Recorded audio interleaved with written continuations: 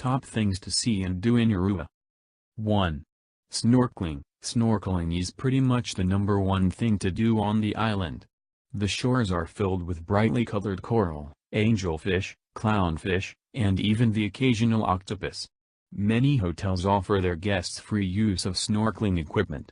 If you were to book a snorkeling cruise that takes you out onto the water for a few hours, expect to pay about 160 AWG per adult.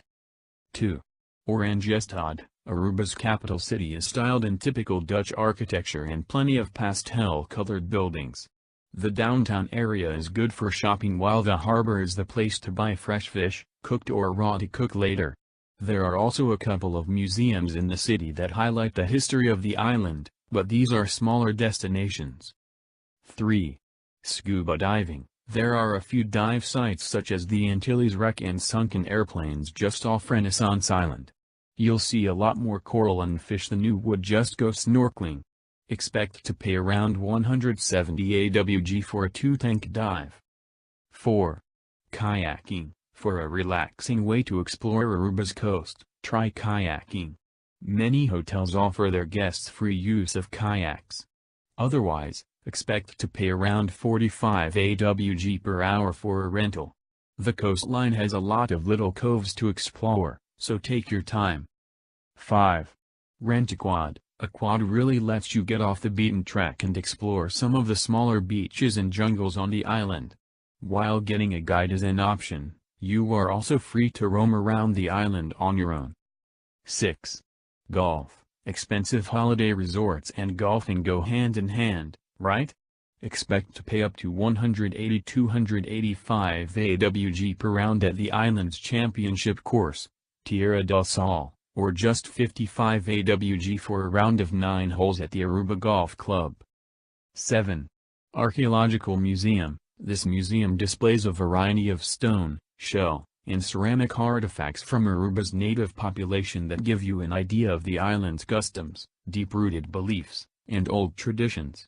This museum is open from 10 a.m. to 2 p.m. on weekdays, 10 a.m. to 5 p.m. on weekends, and it's closed on Mondays. Admission is free. 8. Find tranquility at the Peace Labyrinth. Sitting atop a bluff that overlooks the Caribbean Sea is the Peace Labyrinth, a place for silent and peaceful contemplation. Situated by a small chapel, you'll find yourself suddenly tranquil when visiting this intricate outdoor labyrinth to walk mindfully through. The grounds are free to wander through. 9. Donkey Sanctuary. Once a major mode of transportation, donkeys have lived on the island of Aruba for over 500 years. After cars were introduced to Aruba and more widely used, donkeys became less needed and the population hit record lows. Now, donkeys live primarily in this non-profit sanctuary. This is a fun place to spend the afternoon, especially if you have kids.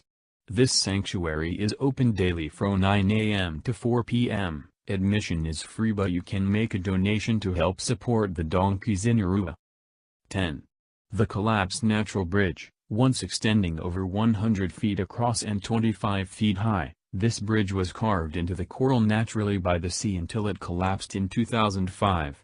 A very popular tourist attraction, this is an awesome viewpoint and lookout. Despite the collapse of the main attraction, there are many smaller bridges surrounding it where many of the guided island tours stop for a photo op. 11. Haiku Berg. Also known as Haystack Mountain and standing over 500 feet tall, this is the perfect place to look over the island and get panoramic pictures. On a clear day, you can see the coast of Venezuela. 12. Take a tour by Jeep. One of the best ways to view the island is by taking a 4x4 tour that allows you to see parts of Aruba that lie off the beaten track, including the rugged north coast of the island. Renting your own Jeep is a better and cheaper way to do this. Let the adventures begin. If you do book a tour, expect to pay 80 AWG per child, and 140 AWG per adult. 13. Sail around. Outside of snorkeling and diving, sailing is probably the most popular activity here. For the best experience, take a sunset cruise on board a catamaran or hire a skipper with a group of friends. I'd recommend going with a group so you can split the price of the trip.